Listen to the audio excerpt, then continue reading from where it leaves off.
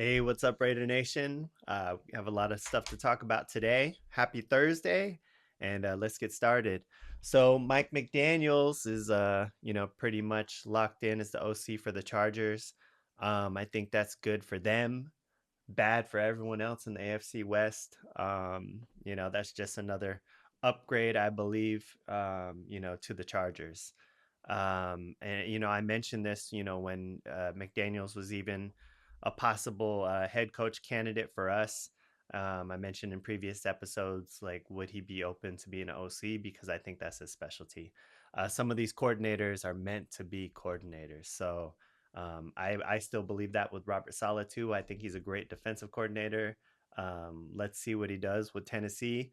But Mike McDaniels, check him off the list. He's going to be the OC for the Chargers. For our sake, I hope it doesn't help much with them, but I definitely think that was a good hire for the Chargers. Um, Q Myers made a great point last night on unnecessary roughness, that the Indiana game, Indiana's run game was not that strong, but they stuck with it, which is something that we need to keep building. That's why we need to keep building that line. It's only going to help the quarterback, and it's going to help Aston Genty. There's too many times where we run the ball a couple times and say, "Oh, that doesn't work," and then we stop and go straight to the passing game. We need to get this run game going, to help everyone. It's going to help the quarterback. It's going to help our defense, keeping us on the field longer.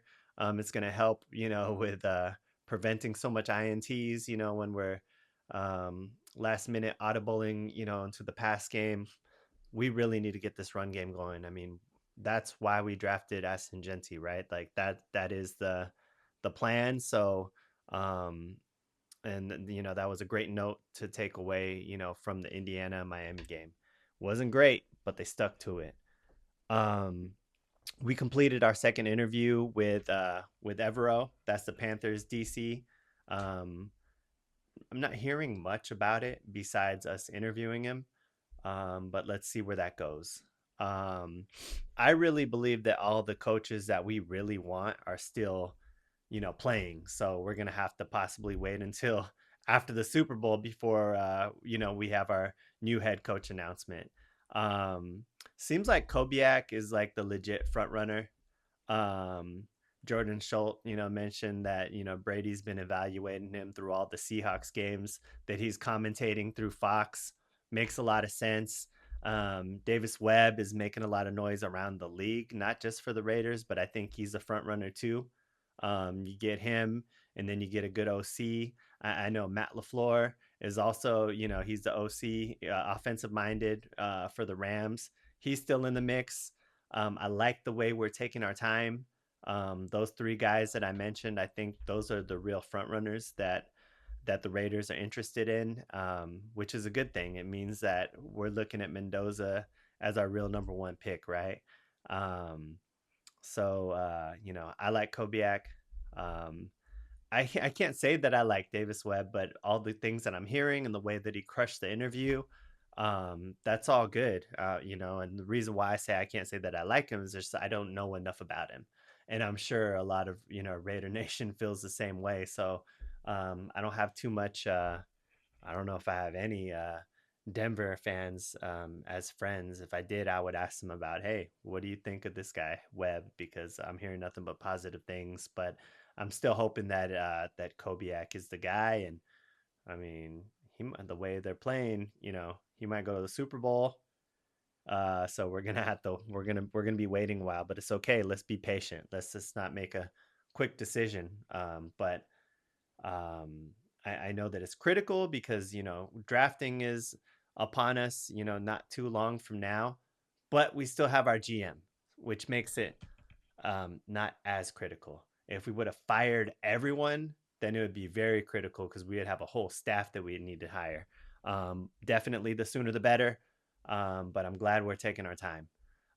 Brian Flores, I never had much interest as him as a head coach for us. Well, we can now officially check him off the list. The Vikings made him an offer and extended his contract as a defensive coordinator. Good for him. good for us. I know there's a lot of talk. I mean, out of Max Crosby's mouth himself, that he was not a Brian Flores fan, at least early in his career. I guess the way they treated him when he visited the Dolphins, before the draft. Um, Eric Bieniemy's back as OC for the Chiefs. Another another big move in the AFC West. I mean, as everyone can remember, Eric Bieniemy was part of the Chiefs when they were a powerhouse, right? So that is not good for us. That's not good for the league.